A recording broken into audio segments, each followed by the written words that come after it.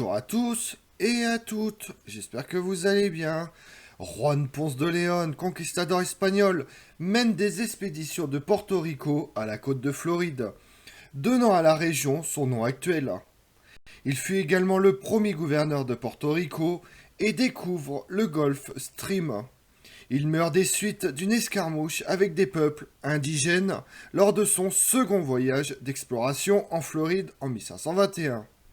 La grande affaire qui occupe et obsède l'Espagnol est la découverte de la fontaine de Jouvence. Vous voulez en savoir plus sur Juan de León? Venez avec moi. Juan Ponce de León est né le 8 avril 1460 à Santervas de Campos, commune de la province de Valladolid. Le nom de famille de León ne fait pas référence à son lieu d'origine, mais a été ajouté par les descendants de Pedro Ponce de Cabrera, époux de l'infante Aldonza, fille illégitime du roi Alfonso IX de Léon au XIIIe siècle. Il a été éduqué chez un parent de Séville, Ramiro Nunes. Descendant noble, il était page de Ferdinand le catholique à la cour de Juan II d'Aragon. Il a été dans l'armée pendant 10 ans et a combattu dans la conquête du royaume de Grenade avec son oncle Rodrigo quand il avait 32 ans. Grenade fut prise le 2 janvier 1492 et Juan participe à la marche triomphale dans la ville. Arrivé à maturité, Juan Ponce de León devient chevalier et combat à Grenade contre les morts. Mais il était à la recherche de plus de gloire, de plus de fortune, mais surtout de plus d'aventure. Et c'est ainsi qu'il participe au deuxième voyage vers le Nouveau Monde, mené par Christophe Colomb en 1493. Près d'une décennie plus tard, il sert comme capitaine dans l'armée commandée par Nicolas de Oviedo, gouverneur royal espagnol de l'île d'Hispaniola, aujourd'hui Haïti et la République dominicaine. Après que Juan Ponce de León ait réprimé une mutinerie des Amérindiens, Oviedo l'a récompensé avec le poste de gouverneur de la province orientale d'Hispaniola. L'exploration espagnole des Amériques commence avec le premier voyage de Christophe Colomb en 1492. S'ensuit une série d'expéditions visant à coloniser des territoires, à commencer en 1494 par l'île d'Hispaniola, l'actuelle République dominicaine Haïti. Les Espagnols traversent ensuite les Caraïbes pour atteindre Porto Rico en 1508, la Jamaïque en 1509, Cuba en 1511. Ils étaient à la recherche de ressources naturelles, en particulier l'or et l'argent, mais aussi d'esclaves et des terres susceptibles d'accueillir des colonies et de permettre le développement de l'agriculture. Il y avait aussi ceux qui souhaitaient répandre la religion chrétienne. Juan Ponce de León arrive à Hispaniola en 1493 et il décide de s'y installer et de servir sous les ordres du gouverneur Nicolas de Oviedo, qui le rend responsable de la partie orientale de l'île. La ville de la Isabela fut fondée en 1494 et San Domingo en 1498. Du bétail, des chevaux et des mules furent expédiés d'Europe et des plantations furent créées pour cultiver notamment du sucre et du tabac. Des esclaves furent utilisés pour travailler dans des plantations, mais aussi bien des indigènes que des Africains de l'Ouest amenés par bateau à travers l'Atlantique. Entre 1504 et 1506, Juan Ponce de León épouse la fille d'un aubergiste local. Vers 1508, il se rend à Porto Rico, il soumet les populations locales et revendique l'île au nom de l'Espagne. Il devient le premier gouverneur de l'île en 1509. Les Espagnols avaient établi leur contrôle sur les taïnos locaux avec une certaine facilité, car ils n'étaient que des agriculteurs pacifiques qui ne possédaient pas d'armes comparables à celles des Européens, telles les armes à feu, les arbalètes et la poudre à canon. Juan Ponce de León s'installe à Caparra et en change le nom en Ciudad de Porto Rico. La recherche d'or et d'argent par la création de plusieurs mines s'avère décevante et ne réussit qu'à obtenir que quelques fragments. Ce n'est que lorsque des plantations de sucre furent créées à partir de 1511 que l'île commence à produire des revenus sérieux pour les Européens. Le port de San Juan à Porto Rico devint alors une étape importante pour les flottes de trésors espagnoles à destination des Caraïbes. Juan Ponce de León n'occupe le poste de gouverneur que jusqu'en 1511, date à laquelle Diego Colón, fils aîné de Christophe Colomb et héritier des titres fonciers de son père, lui succède. Toujours utile à la couronne espagnole, Juan Ponce de León fut chargé par le roi Ferdinand II d'Aragon de sécuriser l'île de Bimini, dans la partie occidentale des actuelles Bahamas. En mars 1513, Juan Ponce de León finance une expédition privée pour explorer ce que nous connaissons aujourd'hui comme la côte nord de l'Amérique, afin de déterminer son potentiel d'exploitation des ressources.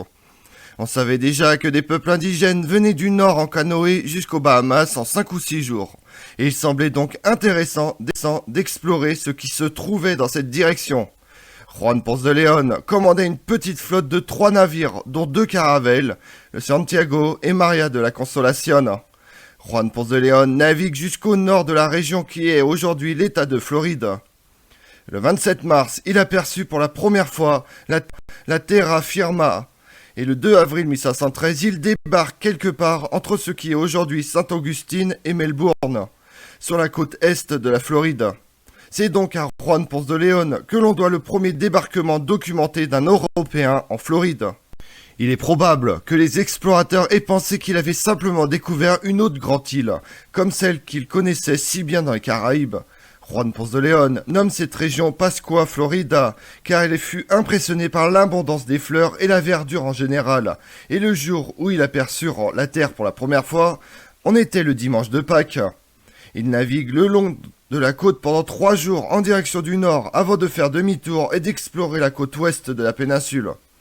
Ils aperçurent des colonies indigènes, mais il n'y a aucune trace d'interaction amicale ou autre, jusqu'à ce qu'il n'y ait plusieurs brèves escarmouches fin avril et début mai à l'extrémité de la péninsule de Floride. Sur le chemin de retour, Juan Ponce de León découvre le phénomène de Gulf Stream. Ce mouvement naturel et rapide de l'océan Atlantique d'ouest en est, accompagné d'air plus chaud, se révélera être une aide à la navigation très utile par la suite. Et pour les Espagnols, cela signifiait qu'ils disposaient désormais d'un moyen relativement facile pour expédier en Espagne les marchandises venant des Caraïbes. Le 21 juin, l'expédition de Juan Ponce de León trouve un groupe d'îles dans la Floride Cay, qu'ils appellent Tortuga, en raison du grand nombre de tortues dans la région. Ils se dirigent ensuite de manière détournée, soit vers Cuba, soit vers la côte du continent de la péninsule du Yucatan au Mexique, en passant par les Bahamas. Une légende est née, selon laquelle Juan Ponce de León n'était pas vraiment intéressé par les terres ou les richesses du Nouveau Monde, mais recherchait en fait la légendaire fontaine de jouvence, la source magique qui donnait la vie éternelle si l'on buvait son eau. En octobre 1513, il retourne à Porto Rico où le succès de son voyage lui permet de rentrer en Espagne en triomphe. Il fut récompensé en septembre 1514 en étant nommé capitaine général de la Floride. L'échec d'un raid dans les petites Antilles semble avoir terni l'étoile de Ponce de León et sa carrière reste au point mort pendant les 5 ou 6 années suivantes. On dit qu'il a passé sa vie depuis lors à chercher la fontaine de la jeunesse éternelle, qui selon une légende était située en Floride. Il n'a jamais rien dit sur la recherche de la source, bien que l'explorateur Hernando de Escalante Fontenada, dans son ouvrage Mémoire des choses et de la côte et des Indiens de Floride de 1575, affirme qu'il part à sa recherche informé par des Indiens de Cuba et de Santo Domingue. On dit que l'explorateur espagnol Juan Ponce de León a entendu parler de la fontaine de jouvence par des indigènes de Porto Rico lorsqu'il a conquis l'île. Insatisfait de ses richesses matérielles, il entreprend une expédition en 1513 pour localiser et découvrir l'état actuel de la Floride durant ses recherches de la source de la vie éternelle. L'histoire est apocryphe, alors que Juan Ponce de León a peut-être entendu parler de la fontaine de jouvence et y a cru. Son nom n'y a été lié à la légende qu'après sa mort. Une telle relation apparaît dans la mémoire d'Hernando de Escalante Fontenada en 1575 et dans l'histoire de l'Espagne dans le Nouveau Monde par Antonio de Herrera y Tordesillas, basé sur l'œuvre de Fontenada. Il avait passé 17 ans en captivité des Indiens après avoir fait naufrage en Floride alors qu'il était enfant. Dans ses mémoires, il parle des eaux curatives d'une rivière perdue et de Juan Ponce de León à leur recherche. Cependant, Fontenada indique clairement qu'il est sceptique quant à ces histoires qu'il inclut dans ses œuvres et qu'il doute que Juan Ponce de León ait réellement cherché le ruisseau à son arrivée en Floride. C'est Herrera qui établit une relation aussi définitive dans sa version idéalisée de l'histoire de Fontenada, incluse dans son histoire générale des actes des Castillans dans les îles et les continents de la mer océanique. Herrera affirme que le cacique indigène se rendait régulièrement à la fontaine de jouvence. Un vieil homme frêle devint si complètement restauré qu'il put reprendre tous les exercices de l'homme, prendre une nouvelle femme, engendrer d'autres enfants. Herrera ajoute que les Espagnols avaient examiné sans succès chaque rivière, chaque ruisseau, chaque lagune ou étang au large des côtes de la Floride à la recherche de la source légendaire. Il pourrait sembler que l'histoire de Sequené soit également basée sur une distorsion de l'œuvre de Fontenada. En 1514, il retourne en Espagne et reçoit des commandes pour conquérir les Caraïbes et la supposée île de Floride. Son expédition atteint l'île de Guadeloupe en 1515, mais tombe dans une embuscade. Lorsque les femmes débarquent avec quelques hommes pour laver les vêtements, les habitants de l'île sautent brusquement dessus et tuent les hommes et capturent les femmes. Juan Ponce de León n'ose pas contre-attaquer depuis les navires et met le cap sur Porto Rico, où il reste jusqu'en 1521. À l'été 1521, Juan Ponce de León était de retour pour explorer la côte nord-américaine et chercher un site approprié pour la première colonie espagnole. La couronne d'Espagne, désormais entre les mains de l'empereur Charles Quint, avait accepté de donner aux conquistadors et à ses équipages le droit sur tout ce qu'ils trouveraient, avec seulement une taxe imposée sur l'or et l'argent, découverts ou pillés. En février, Juan Ponce de León avait écrit la lettre suivante à l'empereur depuis Porto Rico dans laquelle il exposait son objectif. Parmi les services que j'ai rendus, j'ai découvert à mes frais l'île de la Floride et d'autres dans son district qui ne sont pas mentionnées comme étant petites et inutiles. Et maintenant je retourne à cette île, s'il plaît à Dieu, pour la coloniser, étant capable de transporter un certain nombre de personnes avec lesquelles je pourrais le faire, afin que le nom du Christ y soit loué et que votre majesté soit servie avec les fruits que ces terres produisent. J'ai aussi l'intention d'explorer davantage la côte de cette île et de voir si c'est une autre île ou si elle se rattache à la terre où se trouve Diego Velázquez ou tout autre. Je m'efforcerai d'apprendre tout ce que je pourrai. Je me mettrai en route pour poursuivre mon voyage dans 5 ou 6 jours. Juan Ponce de León était à la tête de 2 navires et environ 200 hommes avec 250 chevaux. Ces navires transportaient également une grande variété de bétail, de plantes et de graines à utiliser dans la nouvelle colonie. Il y avait également un certain nombre de prêtres et de frères à bord pour convertir les habitants qu'ils rencontraient. En débarquant sur la côte est de la Floride, très probablement près de Charlotte Harbor, son groupe fut attaqué par une tribu locale qui surprit les Européens par sa férocité. Environ 80 Espagnols furent tués et Juan Ponce de León fut lui-même blessé par une flèche. Il réussit à s'échapper, mais il meurt à Cuba des suites de ses blessures en juillet. En fin de compte, les autorités espagnoles ne donnent pas suite à l'exploration de Juan Ponce de León et laissent la Floride tranquille jusqu'à ce que les Huguenots français ne commencent à y développer des colonies dans les années 1560. À ce stade, les Espagnols étaient davantage préoccupés par le Mexique. Le gouverneur de Cuba, Diego Velázquez, avait envoyé plusieurs expéditions pour explorer la côte continentale de l'Amérique à partir de 1517. L'expédition de 1519, dirigée par Hernán Cortés, rencontre la civilisation aztèque au Mexique. En 1521, cet empire était tombé, détruit par une combinaison de maladies européennes, de peuples rivaux et de la supériorité des armes à feu et de la cavalerie européenne.